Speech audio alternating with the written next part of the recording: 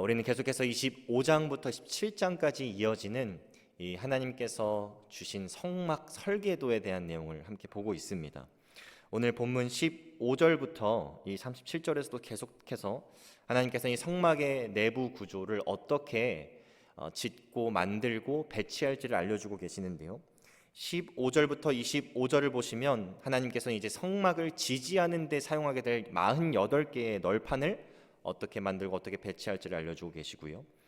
그 다음 26절부터 29절에서는 그 널판과 함께 사용될 15개의 띠에 대한 내용이 등장을 하게 되고, 그 다음 31절부터 35절에서는 이 지성소와 성소를 구분하는 휘장에 대한 이야기, 마지막으로 36절과 37절에서는 이 성막 입구에 사용될 휘장에 대한 내용이 등장을 하게 됩니다. 사실 이 25장부터 17장까지에 등장하는 말씀들을 읽다 보면 몇몇 성도님들은 계속 이 반복되는 것 같은 느낌의 지루함과 또 답답함을 느끼실 수 있을 거예요. 마치 이 아이키아 그 가구 조립서를 긴 버전을 읽는 것 같은 그런 느낌을 받으실 수도 있으실 겁니다. 그런데 사실 이 성경의 모든 내용은 한 절 한 절이 너무나도 중요한 하나님의 능력의 말씀이고요. 설령 우리에게 중요해 보이지 않는다고 할지라도 분명히 하나님께서 우리에게 주시는 교훈과 가르침이 있기 때문에 오늘도 이 말씀을 좀 천천히 살펴보면서 하나님께서 허락하시는 이 교훈들과 가르침들을 발견하기를 원하는데요. 오늘은 좀 특별하게 이 31절부터 35절 우리가 방금 읽은 내용, 이 성소와 지성소를 구분하는 휘장의 내용을 좀 깊게 보려고 합니다.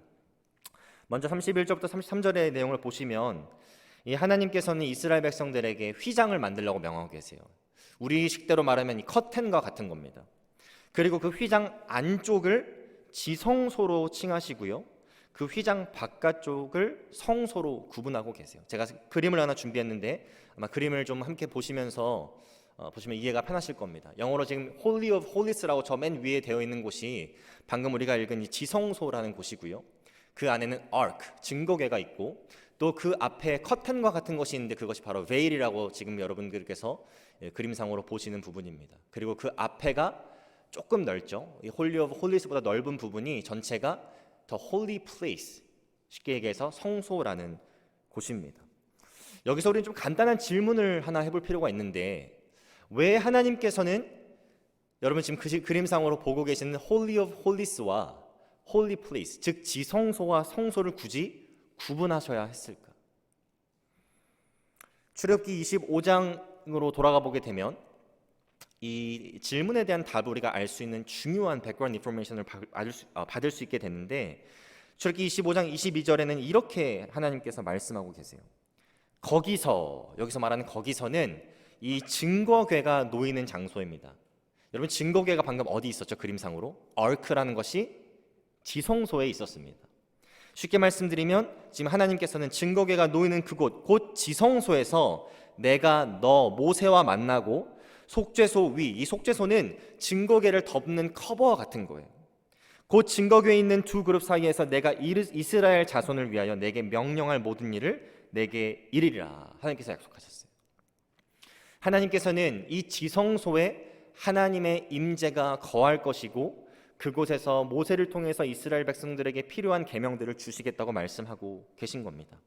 자, 그리고 나서 히브리서 9장을 가보게 되면 이 사실 히브리서 9장 10장은 우리가 지금 읽고 있는 출애굽기 25장부터 17장의 내용, 즉 성막에 대한 내용이 궁극적으로 영적으로 어떠한 의미를 갖고 있는지를 우리에게 알려주는 마치 주석과 같은 부분이거든요. 근데 이 히브리서 9장 6절과 7절을 보시면 이 히브리서 기사는 성소와 지성소의 차이점을 이렇게 설명하고 있어요. 6절입니다. 이 모든 것을 이같이 예비하였으니, 이 모든 것이라는 것은 1절부터 5절, 히브리서 9장 1절부터 5절에 등장하는 성소에 대한 이야기, 지성소에 대한 이야기, 그곳에 들어가는 물건들에 대한 이야기를 가리킵니다. 자, 이 모든 것을 이같이 예비하였으니 제사장들이 항상 첫 장막에 들어가 섬기는 예식을 하고, 여러분이 첫 장막이 무엇을 가리키는 것일까요? 이 장막에 들어가는 입구는 단 하나였습니다. 그런데 먼저 마주하게 되는 그 첫 장막, 그것은 바로 성소를 가리키는 거예요. 거기서 제사장들이 예식을 행하고요. 7절 그 다음 내용을 보니까 둘째 장막, 여기는 휘장을 젖히거나 걷고 들어가야 하는 지성소를 가리키는데, 대제사장이 홀로 1년에 한 번 들어가되 자기와 백성의 허물을 위하여 드리는 피 없이는 아니하나니. 지금 히브리서 기자가 말해주고 있는 이 성소와 지성소의 차이는 무엇이냐면요, 첫 장막 즉 성소에는 제사장들이 나름 자유롭게 들락날락할 수 있었다라는 거예요. 그런데 우리가 출애굽기 25장에서 방금 보았듯이 하나님의 임재가 나타난다라는 그 지성소, 하나님께서 모세를 통해서 말씀을 허락하시겠다고 하는 그 지성소는 대제사장만 들어갈 수 있고요, 그것도 1년에 한 번만 들어갈 수 있고요, 우리가 나중에 출애굽기 28장에 가보게 되면 묵상하게 되겠지만 대제사장들이 지성소에 들어가기 위해서는 특수한 옷을 지어서 입어야 됐고, 또 더 나아가서 하나님께서 요구하시는 자신들을 정결하게 하는 의식들을 행하고 나서야지만 들어갈 수 있던 곳이 바로 이 지성소입니다. 그렇게 하지 않으면 하나님의 심판을 맞아서 죽음을 경험하게 될 것이기 때문이었죠.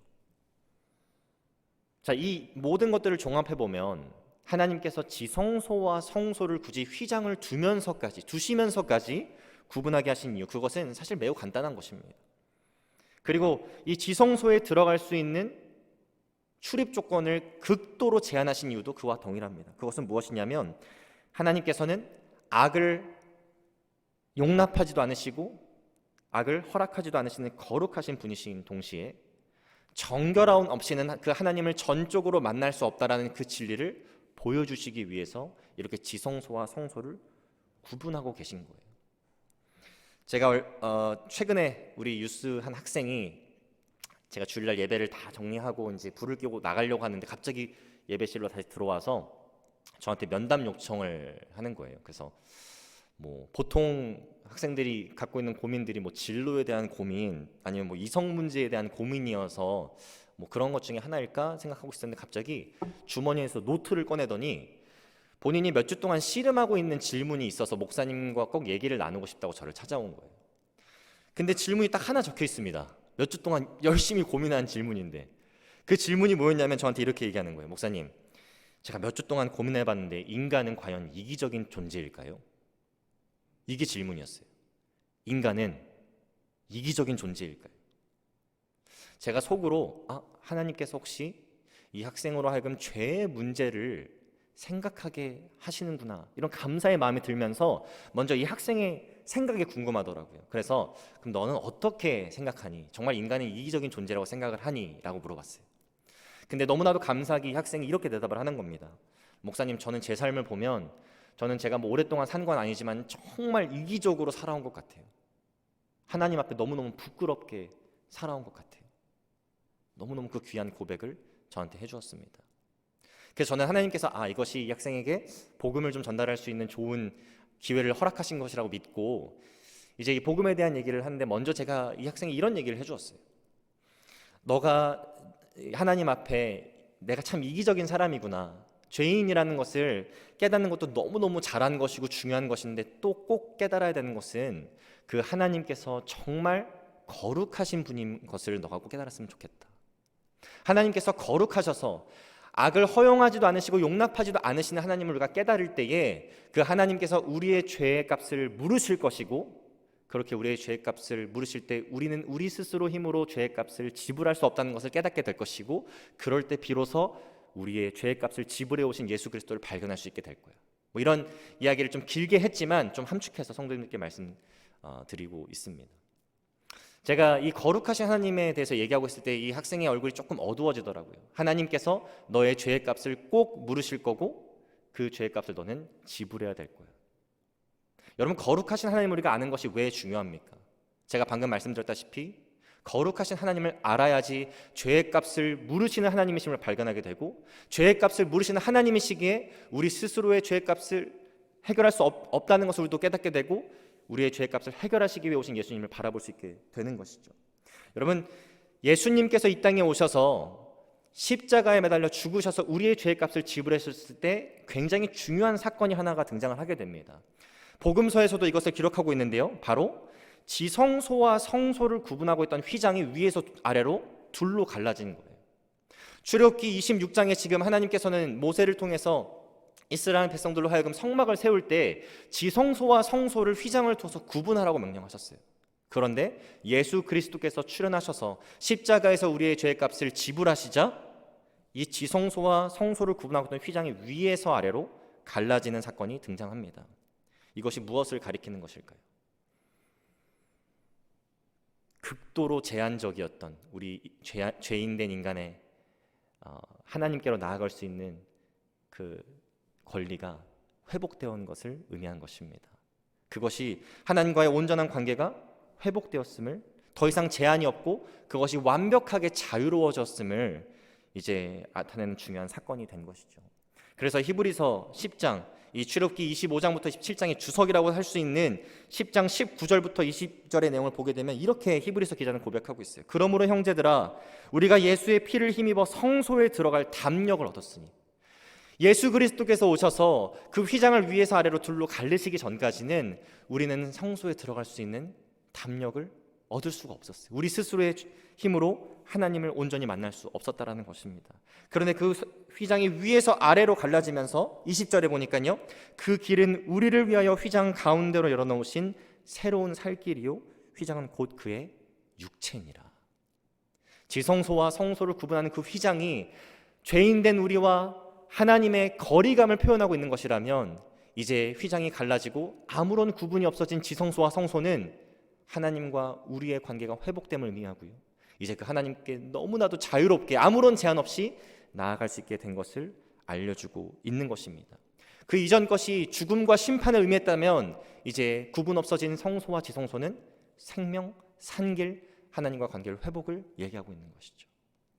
오늘 이 말씀을 묵상하고 있는데, 물론 우리가 보고 있는 말씀은 이 지성소와 성소를 어떻게 구분하고 휘장을 어떻게 만들어야 되는지의 내용을 담고 있지만, 오늘 이 말씀을 통해서 지성소와 성소를 구분하시기도 하시지만 결국 그것을 파괴시키시고 그 구분을 없애시는 예수 그리스도의 은혜와 사랑을 묵상하시는 귀한 아침이 되시기를 축복드립니다.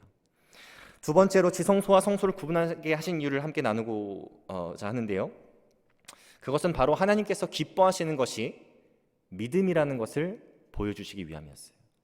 처음에 딱 들으시면 왜 그럴까 하는 의문이 드실 수도 있는데, 본문 34절로 다시 돌아가 보시면요, 너는 지성소에 있는 증거궤 위에 속죄소를 두고, 이렇게 기록되어 있습니다.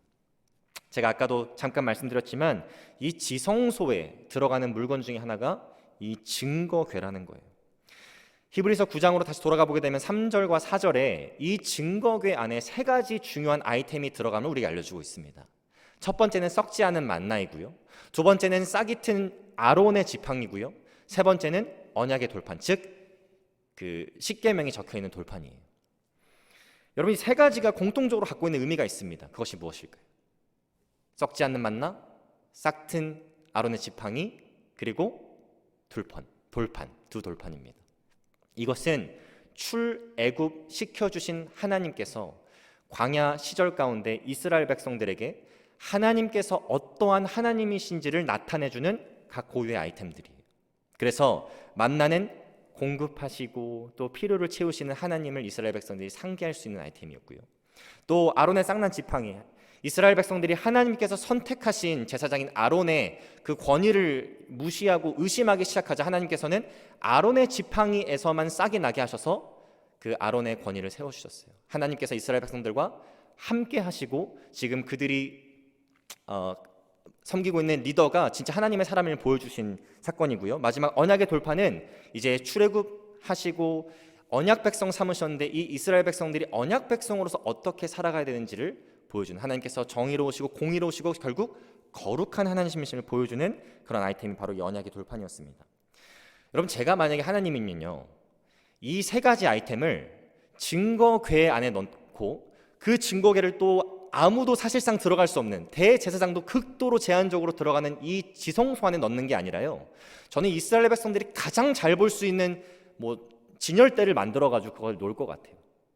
그래서 언제든지 그걸 보고 각각 아이템을 보면서 하나님께서 이러한 하나님이시고 우리에게 이러한 역사를 행하셨고 이러한 능력을 행하셨구나를 보게 할 것 같습니다. 그런데 하나님께서는 이 세 가지 아이템을 증거궤 안에 넣게 하시고 그 위에 속죄소라는 커버를 덮게 하시고요, 그 증거궤를 어디에 넣게 하시냐면 지성소 안에 가장 깊숙한 곳에 넣게 하세요.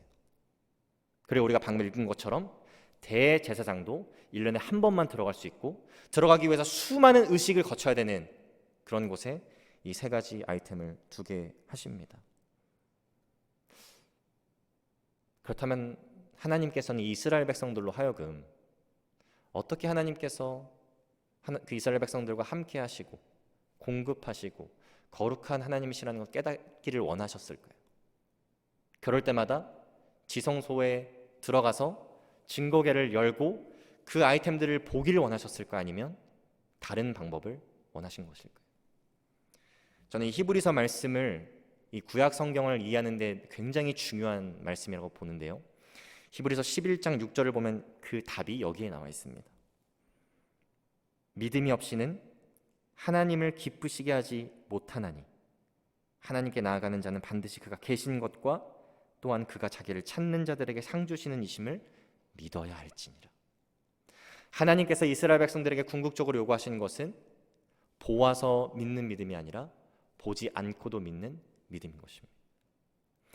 여러분들이 잘 이해하셔야 되는데, 성경이 말하는 이 보지 않고도 믿는 믿음은 진짜 아무것도 없는데 맹목적으로 믿는 믿음과는 좀 다릅니다. 하나님께서 이미 이스라엘 백성들에게 하나님의 하나님 되심을 보여주시는 객관적인 증거들을 너무나도 많이 허락하셨어요.